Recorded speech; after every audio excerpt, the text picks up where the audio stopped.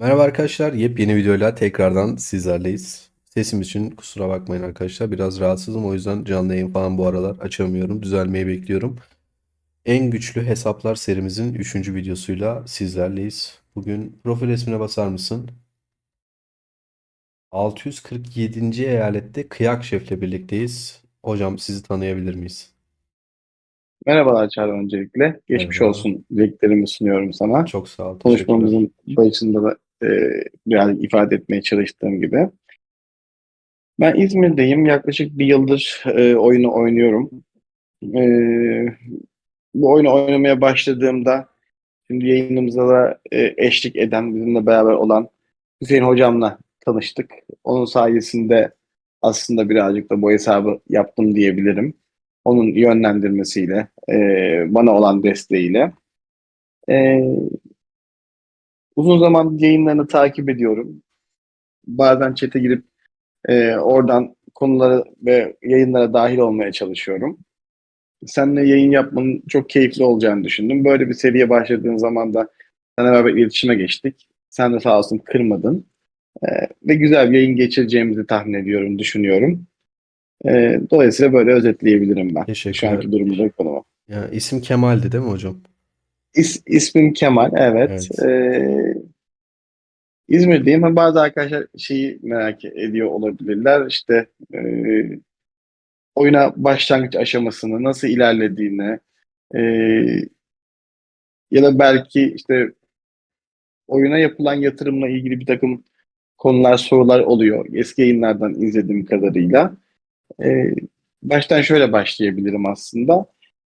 Zevk aldığımız kadar, zevk almaya çalıştığımız kadar ya da arkadaşlarımızla beraber olmanın bize keyif verdiği kadar elimizden gelen kadar bir takım şeyler yapmaya çalıştık.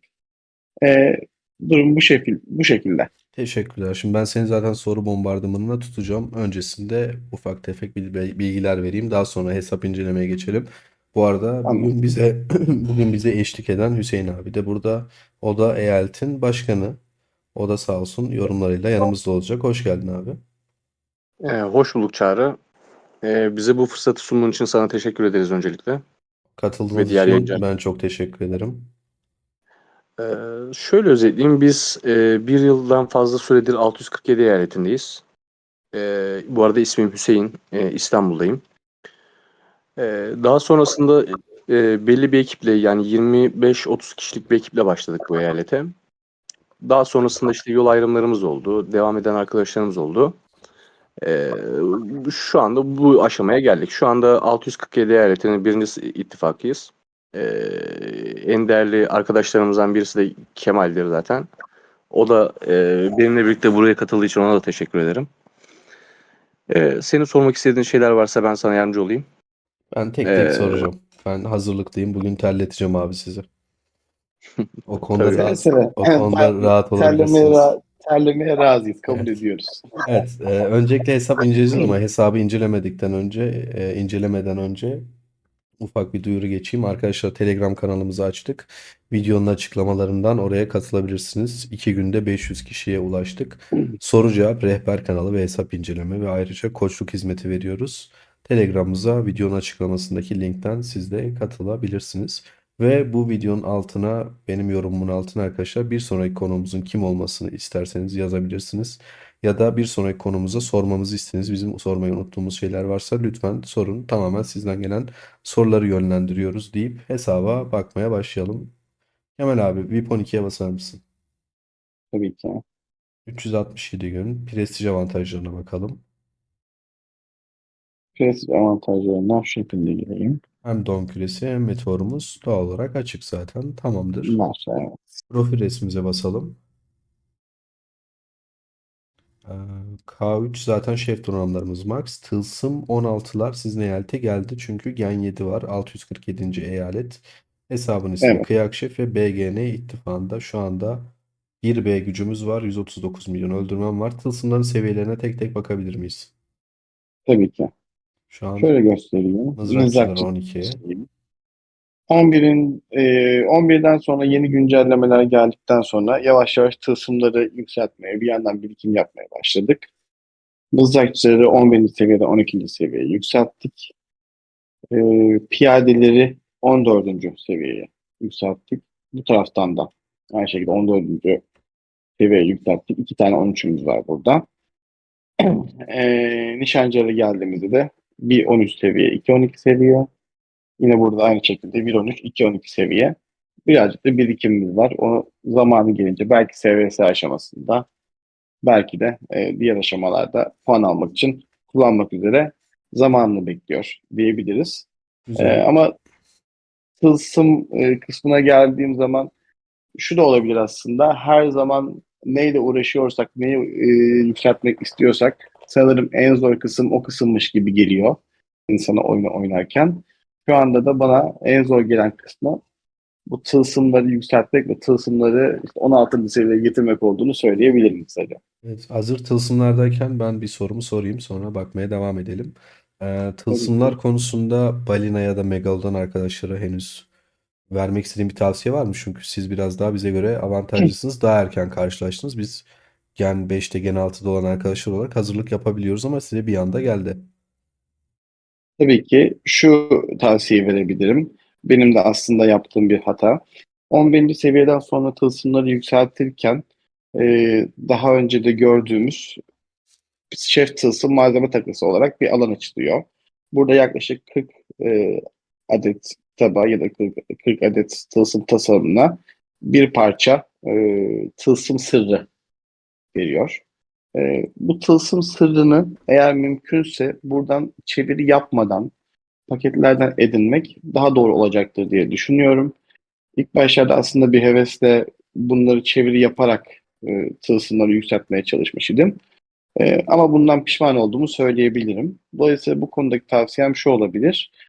Mümkün mertebe şef tılsım malzeme takısı alanına hiç gelmeden süreci ilerletmek daha doğru olacaktır diye düşünüyorum. Teşekkür ederiz. O zaman devam edelim.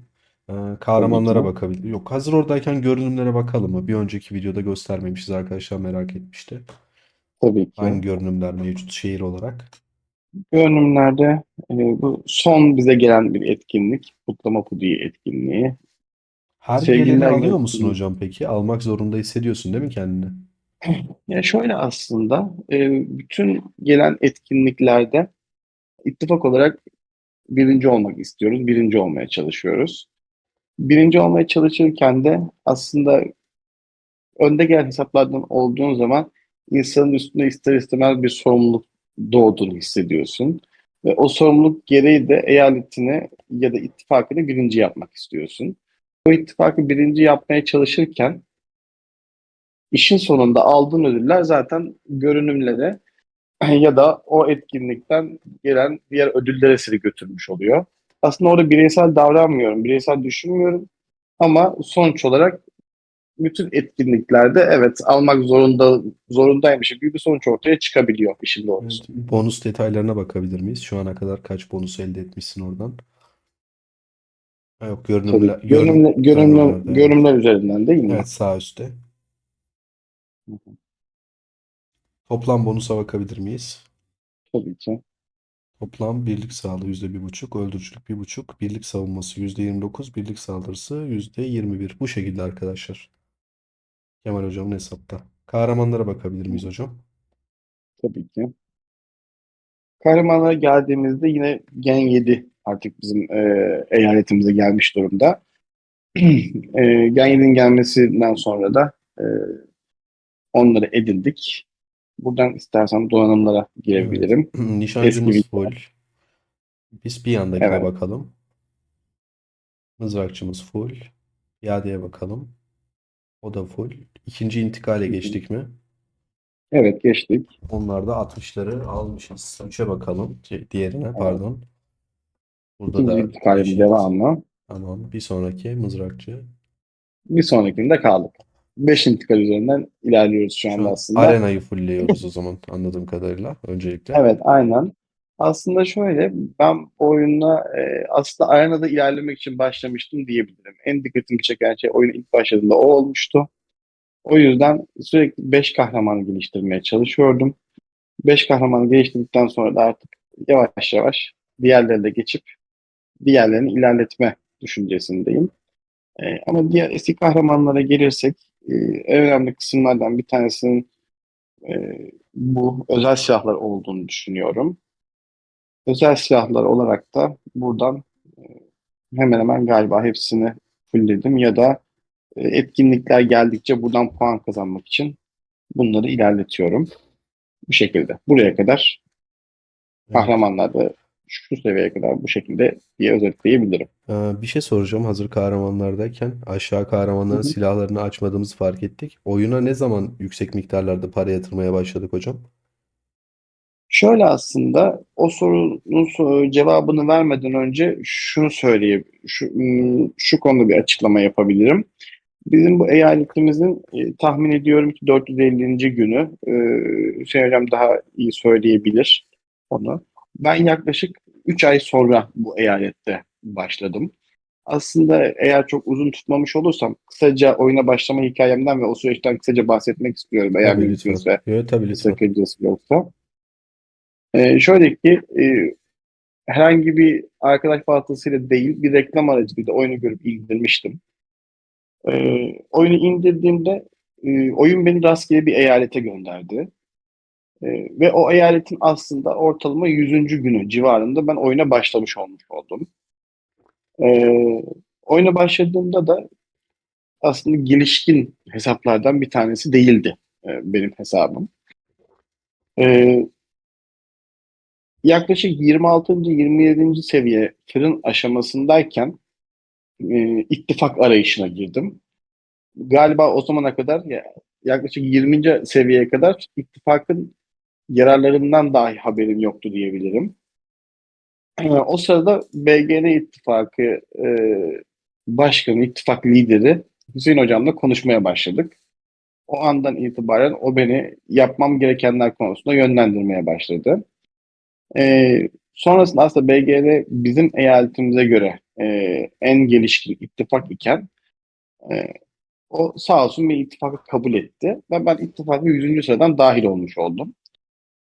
Şimdi o sorunun cevabına gelirsem eğer o ittifaka girdikten sonra yatırım yapmaya ve oyuna para harcamaya başladım diyebilirim.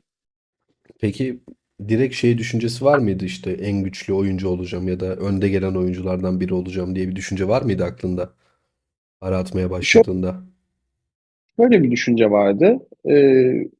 Normalde ben aslında bizim ittifakımızın e, kabul etmeyeceği oyuncu seviyesindeydim. Daha kabul etmeyeceği demeyeyim de bizim ittifakımızın seviyesinin altında bir oyuncuydum. Ama şöyle düşündüm. Madem benim bu ittifakı aldılar, insanlar da bunun için çok emek sarf ediyor. Dolayısıyla bana gösterdikleri bu teveccühün karşılığını ben de vereyim istedim. Ve daha sonra etkinliklerde bir takım şeyler yapmaya çalıştım. Ve ileri seviyeye gitmeye çalıştım. Aslında sebep sonuç ilişkisi burada devreye girdi. Etkinliklerde bir şeyler yaptıkça paketleri almaya, paketleri aldıkça kendimi geliştirmeye başladım. Dolayısıyla böyle bir süreç yaşayarak ondan sonra işte ilk 50'ye gireyim, ilk 20'ye gireyim, ilk 10'a gireyim derken belli bir noktaya geldik. Evet. Bir yandan da araştırma merkezine bakabilir miyiz? Orada bir araştırma gördüm. Araştırmamız full değil mi? Tabii ki. Şu araştırmamızın savaş kısmı full. Güzel. Öyle Önemli gösterebilirim. olan kısmını bitirmişiz zaten. Çok iyi. Evet. Burayı bitirdik. Burayı bitirdikten sonra da şöyle gösterebilirim sonuç olarak da. Büyüme kısmından eskiden yapmadığım bir takım şeyleri yapmaya başladım. Galiba burada da artık şey yapmıyorum. Araştırmalar konusunda herhangi bir hızlandırma kullanmıyorum. Bunlar yavaş yavaş işte ekonomi ve büyüme kısmına yavaş yavaş ilerliyor ama sanırım bu da büyüme kısmının son safhası. 75 günlük bir araştırmaydı yanlış hatırlamıyorsam. O şekilde ilerliyor ama artık araştırma konusunda herhangi bir hızlandırma kullanmıyorum. Tamam. Savaş kısmı full. Petlerimiz ne durumda? Petlerimiz kısmına gelirsek hemen. Hepsi seviye Şu, olarak 100. Geliştir kısımları mı eksik? evet, hepsi seviye olarak 100. Tamamının full olması 45 milyon puan olarak görülüyor. E, Şu an 35 milyon puandayım yaklaşık olarak. Bunu gösterebilirim.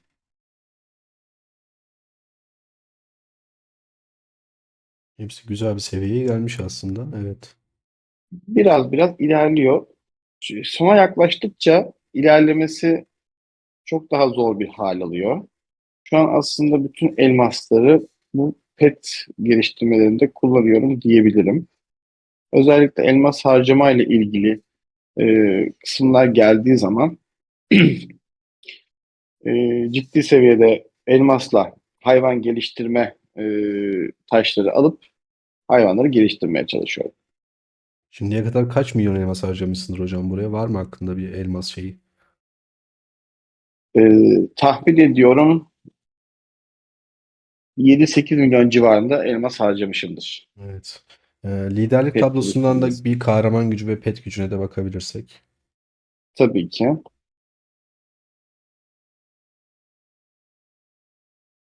Kahraman güçleri az önce bahsettiğimiz gibi 3 tane ittifakımızda balina var. Evet. Onun üçünün de bütün kahramanları full. Toplam kahraman gücüne geldiğimizde de 125 milyon bir toplam kahraman gücümüz görünüyor. Toplam pet gücüne geldiğimizde dediğim gibi 35 milyon e, civarında bir pet gücümüz var. Güzel. Burada aslında merak edenler için şöyle bir şey söyleyebilirim. Ne kadar bir seviyede petlerin ne kadar geliştiğine ilişkin bir açıklama yapabilirim belki. Bir set e, pet paketi aldığımızda biliyoruz de setleri işte 200, 400, 800 diye giden kısımdan bahsediyorum. Bu seviyede 30 milyondan sonra yaklaşık 300 binlik bir gelişme yapıyor. Az gelişmesi bayağı Mesela zor. Biz de bir kere bir canlı çok yayında fulllemeye çalışmıştık bir tane peti. Bayağı bir hı hı, şey istiyor, malzeme istiyor. O konuda çok haklısın. evet evet o da zorlayan şeylerden bir tanesi. Adı refah kısmına geldiğimizde şöyle gösterebilirim. Ada kısmına geldiğimiz zaman o konuda da bir takım şeyler söylemek istiyorum. Onu burada söylemeyeyim. O istersen geçelim. Daha Tamamdır. sonraki sınıfta Helios'lara sorayım. bakalım. Helios'lara bakarken ben bir soru sormak istiyorum. Şimdi Tabii ki. fiyat zaten sormadık. Az çok ortalama bir önceki videoları izleyen arkadaşlar da bu tarz hesaplara ne kadar para gittiğini biliyorlar artık. Önceki serilerden de. Ben şunu Hı hı. sormak istiyorum. Şimdi oyunda mesela Hüseyin hocamın da söylediği gibi artık bu eyaletlerde tamamen barışçıl bir düzen var. Eyaleti hep birlikte arkadaş ortamınızda gerek yabancı gerek Türk arkadaşlarla birlikte dostane bir şekilde oynuyorsunuz ve her ay seve seve bekleyip orada savaşıyorsunuz. Doğru değil mi? Doğru. Evet. Şimdi genelde arkadaşların sorduğu soru şu oluyor. Hani bu kadar çok emek veriyorsunuz, para yatırıyorsunuz. Şey de diyebilirsiniz. Abi bu bir savaş oyunu. Ben savaşıp eyaleti yakacağım. Bunu deseniz kimse gelip size bir şey diyemez. Bunu neden demiyorsunuz? Bunu neden demiyoruz? Aslında şöyle, bu konuda yine bizim eyalet özelinde şöyle bir şey söyleyebilirim. Ben girdiğim andan itibaren hem barışçıl hem dengeli bir ortam vardı. Ama bu ortamı tutan ve bu ortamı sağlayan övmek için söylemiyorum. Gerçi 647'yi bir şekilde yol düşen herkes bunu bilir ve görür diye düşünüyorum. Hüseyin Hocam, şimdi de yayınımızda olan. O bütün dengeleri elinde tutup insanların kimsenin oyuna küsmeden oyuna devam etmelerini sağlamaya çalıştı. Hep benim başladığım günden bugüne kadar gördüğüm o. Aslında bu konudaki soruyu kendisine de sorabiliriz. O daha güzel açıklama yapacaktır diye tahmin ediyorum. Buna ilişkin bir takım girişimler olduğu zaman bu girişimcilerden bir tanesi de ben olabilirim. Tamamını ya da eyaleti yakmak olarak değil ama bir takım problemler çıktığı zaman bu yanlış hareketinden dolayı yakılmalı gibi bile düşündüğümüz zaman hep orta yolu bulan, bunun olmasına izin vermeyen birisi var yayınımızda. Belki barışçıl ittifakların ya da barışçıl eyaletlerin nasıl olması gerektiği konusunda Hüseyin Hocam daha güzel açıklama yapabilir. İstersen ona söz verelim Tabii tam şu tabii. esnada. Tabii biz de o sırada Helios'lara bakalım. Hüseyin hocam sendeyiz. Herkese tekrardan merhaba. Ee, Şöyle ben Çağrı sen kendi yayınlarında da hani mesela düşük yatırımlı oyuncular diyorsun. Hani bunları çok güzel özetliyorsun. Hani orta derecede yatırımlı oyuncular diyorsun. Şimdi ben şuna inanıyorum. Hani mesela gerçek hayattaki yaşadığımız olayların yani çoğunu oyuna yansıtırsak ya da gerçek hayatta düzeltemediğimiz şeyleri oyuna yansıtırsak bence herkesin hani mesela elinden geldiği kadar yardımlarını, desteklerini ve herkesin potansiyelini o seviyede görebileceğimizi düşünüyorum ben. Bundan dolayı da şöyle, yani benim ittifakımda kendi ailem için söylüyorum, BGN ailesi için söylüyorum. Biz de Kemal de bunu iyi bilir. Kristal 1 de olsa, Kristal 5 de olsa fark etmiyor. Kale ödüllerine dahil Kemal ne kadar 10 tane kristal alıyorsa hepsini aynı şekilde dağıtmaya çalışıyorum. Ya da diğer bir ittifakla bir tartışma, bir kavga çıktığı zaman bana bunda tabii Kemal'le diğer balin arkadaşlarımız biraz kızıyorlar. İşte onları yakmalıyız, işte bizi aşağıladılar diyorlar ama yani şöyle düşünüyorum. Her yaktığımız oyuncunun hani uzun süreden beri para yatırmadan, hani uzun süreden devam eden mesela böyle bir etkinliğini adamın elinden almış gibi hissediyorum. Ve bundan dolayı da hani herkesin önünün açılmasını, yani açık olmasını düşünüyorum. Yani insanların nasıl anlatayım? Herkese bir yaşam alanı belirlemeye çalışıyorum. Ya bana mesela çok hakaret eden oldu. Yani özellikle şey için söylemiyorum. Kendi milliyetim olduğu için söylemiyorum ama mesela ben en fazla zararı kendi milletimden gördüm diyebilirim. Bana küfür edildi, aileme hakaretler edildi. Ama bir kişi için tüm ittifakın yanması ya da ne bileyim herkesin ceza görmesi bana göre etik gelmiyor. Ve bundan dolayı da elimden geldiği kadar herkesin yaşam alanını belirlemeye çalıştım. Herkese ilk başta dinlemeye çalıştım özellikle. Ya şu anda mesela 1,5 yıl geçti neredeyse. Ben hala günde oyuna 12 ya da 14 saat minimum aktifim. Yani Evet. birisi bir şey olduğu zaman yazıyor, karşılık veriyorum. Yani kendi ittifakımın dışında diğer ittifaklardan mesela oyuncular diyor ki işte benim diyor işte atıyorum yani örnek veriyorum kız arkadaşımla ayrıldım diyor mesela. Onunla sohbet ediyorum. Benim ittifakımın olması da çok önemli değil. Ben BGN dışında 647 olarak bir aile olarak bakıyorum. Elimizden geldiği kadarını yapmaya çalışıyoruz diyeyim ben de. Evet. Ya şuna da bir ekleme yapmak isterim ben de. Şu an bu hesabı güçlü kılan şey zaten senin bu ittifakı yönetmen doğru bir şekilde ve aradaki düzeni sağlaman ki düşük yatırımlı oyuncular seferberlik katılımcısı olsunlar. Bu arada sesimden dolayı tekrar kusura bakmayın arkadaşlar. Ama dediğim gibi düşük yatırımlı oyuncular olmadığı sürece hiçbir zaman bir Megalodon'un bir oyunda bir anlamı kalmıyor. Bunu da her seferinde görmüş oluyoruz. En azından ben böyle düşünüyorum. Kesinlikle Kesinlikle. katılıyorum bu düşüncene. Evet. Kesinlikle bu düşüncene ben de katılıyorum Çağrı. Şöyle en basit örneği yani bazen Kemal de bunu iyi bilir. Ben mesela kale ya da sığınak seferberliklerini hep mesela şu zamana kadar hiç seferberlik açmamış insanları veriyorum. O orada resim gözüktüğü zaman ya da seferberlik lideri olduğu zaman yani onu motive ediyor bir şekilde. Ya da atıyorum mesela şu anda bizim başkanlık konusunda mesela ittifakımızda çok kişi oldu. Bence bunu en fazla hak edenlerden birisi Kemal. Bunu her zaman söylüyorum. İşte Kemal'in bir önerisi oldu. O da aynı benim gibi hani mesela ben nasıl insanları hani mesela yakmayalım etmeyelim diyorsam Kemal de kendisi ittifakı için diyelim, eyaleti için diyelim bir öneride bulundu.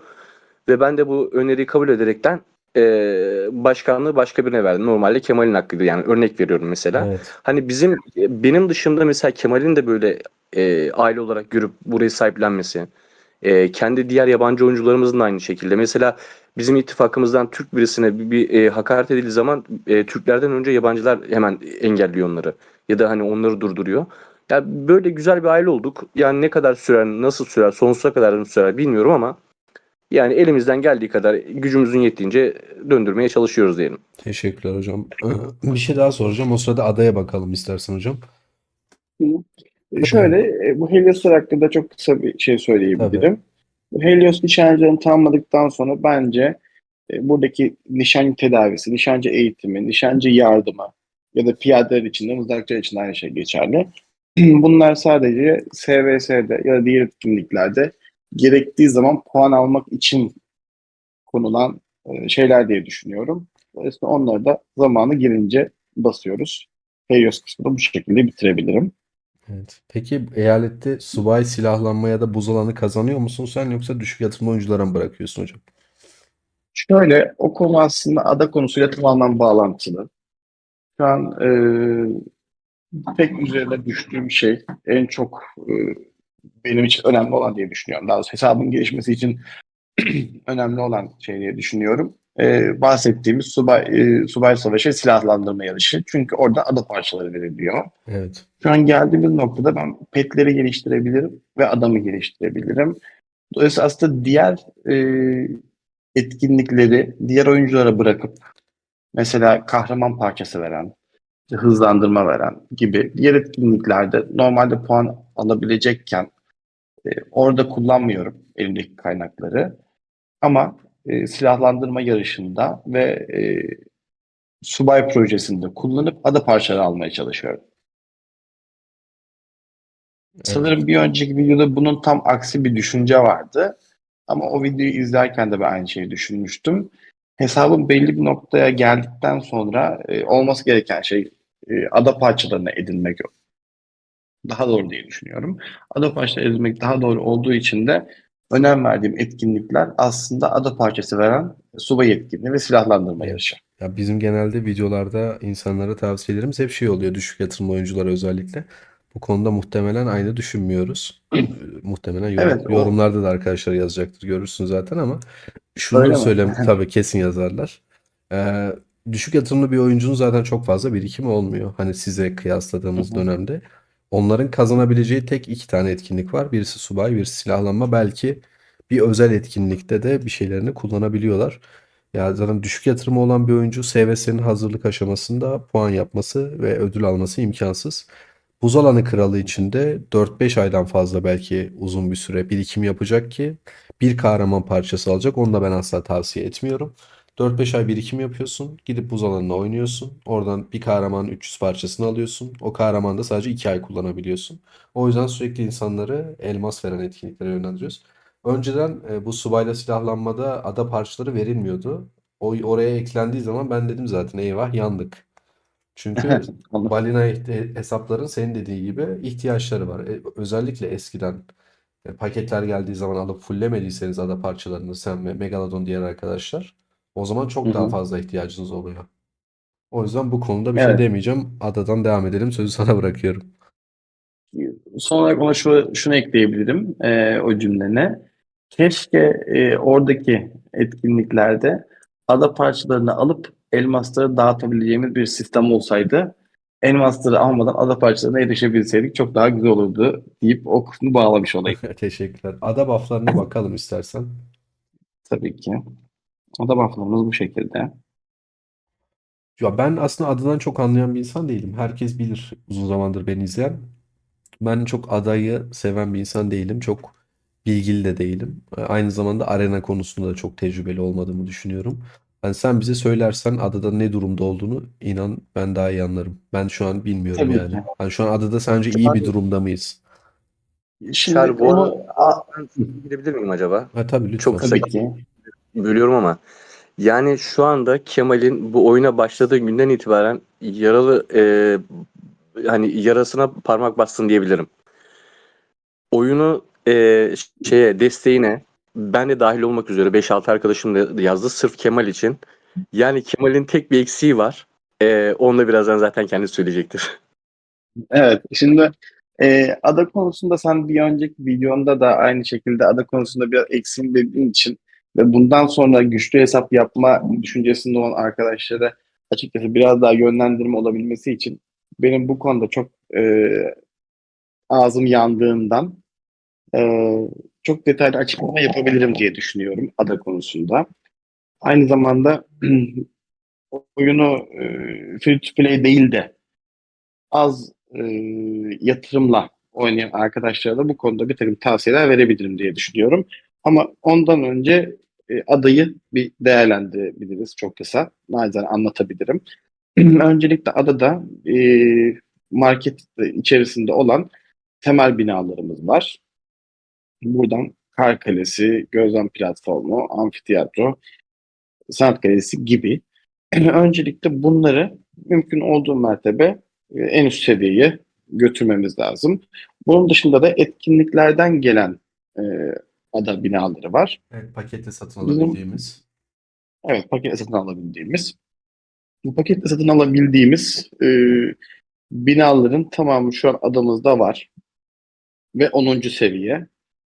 Aynı zamanda yeni bir güncellemeyle gelen mantar bölgesi e, ilişkin ada binamız da var. E, Tiran'dan gelen bir ejderha propagandası olan bir İttifak binamız da var. hesaplaşmasından da geliyor herhalde. Efendim? İttifak hesaplaşmasından geliyor bir de ekstra. Evet, ittifak hesaplaşmasından da gelen şurada Tundra kamyonu ve Devasa boru. devasa borumuz var. Onlar süreçle zamanla toplanıyor. Şimdi şöyle söyleyebilirim. Ben bu etkinliklerden sadece bir tanesini kaçırdım. Ne zaman ve nasıl kaçırdığımı bilmiyorum. Luna Park etkinliği. Orada dönme dolap ve atlı karınca olmak üzere iki tane bina var. %10 birlik saldırısı, %10 birlik savunması veren iki tane bina. Onun dışında kaçırdığımız herhangi bir şey yok. Diğerlerini zamanla ilerletebiliyoruz. Ama ada o kadar önemli ki e, bütün hepsini fullemeye çalışan ya da güçlü oyuncu olmak isteyen hesaplar arasında tek fark edebilecek şey ve tek geri dönülemeyecek ve sonradan telafi edilemeyecek kısım ada. Dolayısıyla ada konusunda şöyle bir önerim olabilir. İleride ben bu hesabı güçlü bir hesap yapabilirim diye düşünen birileri var ise eğer şöyle bir öneride bulunabilirim. En azından adayla ilgili yeni bir bina çıktığında ya da böyle bir etkinlik olduğu zaman illaki o adı binasını fullememize ve 10. seviye yapmamıza gerek yok. En azından edinebilmek açısından bir tane alıp envanterimizde bulundurmak şart diye düşünüyorum. Mesela bunlardan bir tanesi benim için Astragör.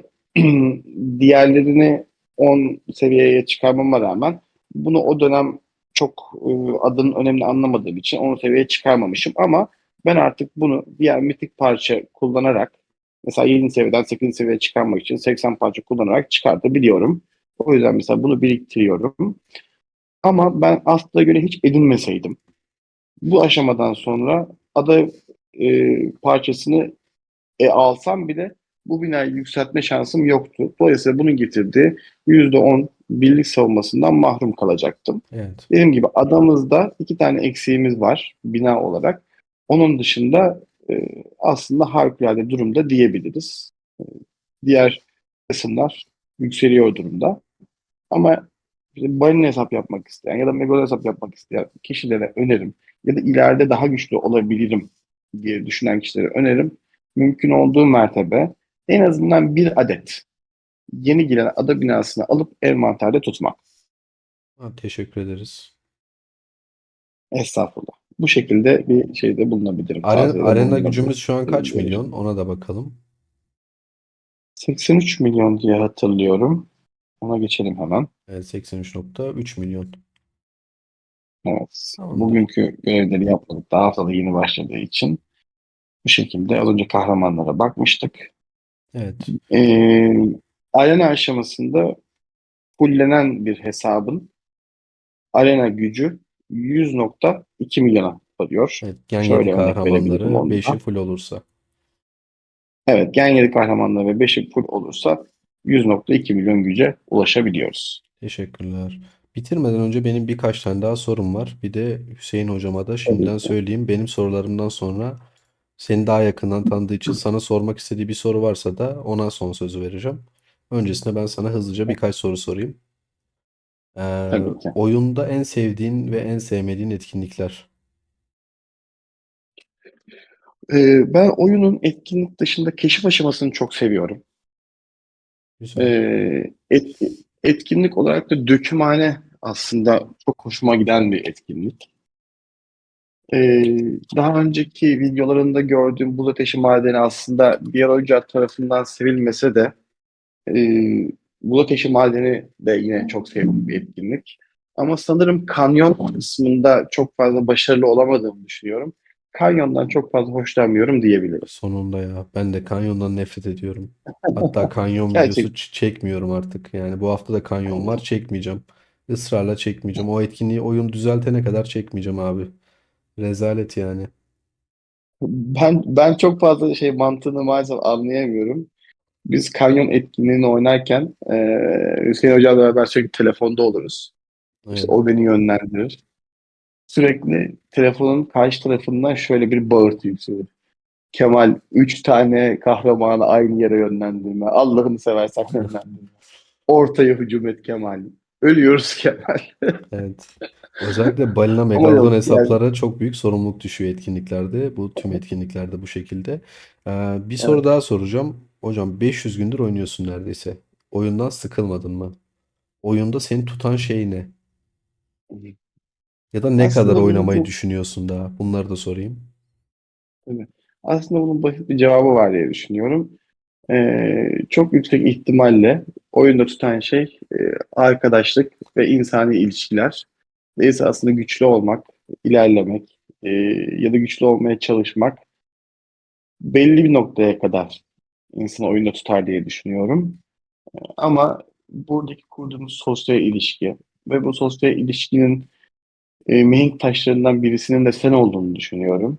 İnsanları bir platform etrafında toplayıp o sosyal etkinlik içerisinde bir arada kalmasını sağlayan etkenlerin başında geliyorsun bence. Teşekkürler. Çünkü aynı zamanda bir önceki sorduğun sorunun cevabı da bu olabilir. İşte ne zaman oyunu daha bilinçli oynamaya başladın ya da ne zaman hesaba para yatırmaya başladın kısmı aynı zamanda seni izlemeye başlamakla da bir anda bağlantılı olabilir. Dolayısıyla özetle buradaki sosyal etkileşim muhtemelen oyunun en çok insanı çektiği nokta. Teşekkür ederim. Çok sağ ol güzel ve iyi düşüncelerin için deyip Estağfurullah. Hüseyin abiye sözü bırakayım. Sormak istediği ya da söylemek istediği bir şey var mı seninle alakalı? Yani e, nasıl anlatırım bilmiyorum da Kemal zaten bu yayından ortalarından yapmıştı. Buraya başladığında Kemal'le biz farklı ittifakta olmasına rağmen düşük seviyede olmasına rağmen bir şekilde yönlendirmeye çalıştım elimden geldiği kadar. Yani sadece Kemal'in dışında bizim ittifakımızda kaç kişi var bilmiyorum. Yani şöyle söyleyeyim şu an 97 kişi var ama yani hepsiyle aşağı yukarı tek tek elimden geldiği kadar gelişmeleri için her gün sabahlara kadar konuştuk, yönlendirdik. Tabii bunu ne kadar alan ve ne kadar almayan kısmına gelecek olursak Kemal bunu iyi değerlendiren ve iyi analiz eden bir insandı. İnsan. Ölmüş gibi konuştum bu arada. Evet bu arada Allah korusun. RIP. Ondan sonra yani Kemal'in hala istediği, ben Kemal'i çok iyi tanıyorum. Hani iyi tanımıyorum, çok iyi tanıyorum. Kemal'in istediği henüz aşamada olmadığını düşünüyorum. Kahramanları full olabilir. Adası full dahi olsa Kemal hep her zaman bir fazlasını ister. Yani şöyle Kemal'in hani oyunu ne zaman bırakma kısmı, sıkılmadığı mı kısmına gelecek olursak atıyorum Kemal mesela çok keyifsizdir. Oyuna girmek istemez. Mesela dokümanda birisine kafayı takar. Kemal'e bakarsanız para yani orada harp paketlerini görürsünüz. Yok der hani telefonda konuşuyoruz mesela. Ben bunları sıfırlayacağım falan der. Yani hani ondan sonra bunu geliştirmem lazım. Şunu geliştirmem lazım diye Kemal hani bir şey kamçılar onu ve Kemal onun sonunu getirir yani. İnşallah birliklerimiz, beraberliğimiz hani hiçbir zaman bozulmaz. Zaten biz özelde de görüşüyoruz Kemal'le. Dediğim gibi yani onu tanıdığım için kendisine kadar hani oyunu devam ettirme sebebim falan dese de işte benim gelişmemi sağlayan sebep dese de aslında Kemal kendisi gelişti. Biz sadece senin hani yapmaya çalıştığın şeyi biz daha kısıtlı imkanlarla oyun genelinde elimizden geldiği kadar arkadaşlarımıza destek olmaya çalıştık.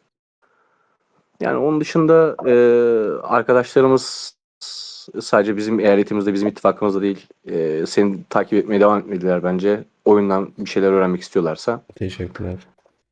Biz de yayıncı değiliz ama işte kendi çapımızda 647 tarafında gelen ya da destek olmak isteyen desteğe ihtiyacı olan insanlar olursa da onlara elimizden gelen desteği de her zaman veririz. Teşekkürler abi çok sağ olun. Son videoyu kapatmadan şeyi atlamak istemiyorum. Çantaya da bakabilir miyiz? Birikimimiz var mı diye. Tabii ki çok fazla birikimimizin olduğunu tahmin etmiyorum. Genel hızlandırmada yaklaşık 200 güne yakın bir hızlandırmamız var. Ha, şunu söyleyebilirim. Sanırım bize bu ayın sonunda ya da önümüzdeki ayın başında e, FC10 kısmı geliyor. Onun için bir birikimimiz var. Yaklaşık 1900 arıtılmış 11.000 de kristal olmak üzere. Zaten bu arıtılmış kısmı zor. Diğer kısım toparlanır diye düşünüyorum. Çünkü senin yine kanalından gördüğüm ve baktığım uyarınca 20 bin normal kristal ve 2.000 arıtılmış kristale FC8'den FC10'a tüm katmanlarla beraber ilerleyebiliyoruz. Evet. Dolayısıyla muhtemelen şeye gelene kadar FC10 bizim eyaletimize gelene kadar o birikimi tamamlamış olabileceğiz diye düşünüyorum. Teşekkür. Diğer kısmına bakalım. 13 biletimiz. Aşağı doğru inebilir miyiz yavaş yavaş? Tabii ki. Biraz mitik. Biraz esans. Hı hı. Evet, şu an zaten hesabın ihtiyacı olan tek şey pet ve tılsım. Tılsımlar da yeni geldi Evet. zaten. Hesabın ihtiyacı olan şey burası ve burası. Bu Abi şekilde özetleyebilirim. çok teşekkür ederim. Çok da uzatmak istemiyorum. Sohbet muhabbetiniz çok güzeldi. Ben gerçekten sadece seni Estağfurullah. değil Hüseyin abiyi tanıdığıma çok memnun oldum. Ben de oyuna bu arada 548. eyalette başladım. Muhtemelen sizden birkaç hafta önce başlamışım. Daha sonradan tabii ki 837'lere kadar geldim. Hı hı. Bu eyalet civarlarında sizlerin olduğunu hiç bilmiyordum. Daha önce hiç tanışıp denk gelmemiştik. Ama Denk tanıştığıma gelmedik, evet. gerçekten çok memnun oldum. Senin gibi böyle çok güzel insanlar ve hesabı çok güçlü insanlar da bizim çevre eyaletlerde var. Umarız onları da tanıma fırsatımız olur. Sizin gibi insanları her zaman tanımak isteriz. Yarın öbür gün belki eyalet şeyleri falan denk gelir. Biz geliriz, siz gelirsiniz. O tarz şeyler de Evet, olabilir. Oyun bize neyi evet, gösterecek, neler yapabileceğiz bilmiyoruz çünkü. Ama evet, aynı yerlerde inşallah. oynamasak bile hepimiz aynı şeyi paylaşıyoruz burada. O yüzden çok çok teşekkür ederim. Kesinlikle. Ben de öncelikle hem videona davet ettiğin için, hem bu yayını gerçekleştirdiğin için, hem güzel ev sahipliğin için teşekkür ediyorum. Seni izlemeye ve takip etmeye devam edeceğiz. Bu şekilde Çok sonlandırabilirim. teşekkür ederim. Hüseyin abi çok sağ ol her şey için. Güzel bilgiler Rica verdin ederim. bize. Renk kattın abi. Çok sağ ol.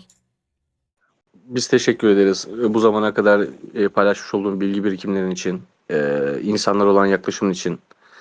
Dediğim gibi yani sen de hiçbir zaman yılmadan bence sen de devam etmelisin. Doğru bildiğin yoldan şaşmamalısın bence Çağrı. Çok çok çok teşekkür ederim. Arkadaşlar izlediğiniz için çok teşekkürler. Bugün Kemal hocam ve Hüseyin hocam bizlerleydi. Yorumlarınızı bekliyoruz. Yorum yaparken de kırıcı bir yorum yapmazsak sevinirim. Gördüğünüz çok güzel insanlar. Videoyu beğenip yorum yaparsanız da çok sevinirim. Kendinize iyi bakın, sağlıcakla kalın. Bir sonraki serimizde, videomuzda görüşmek üzere.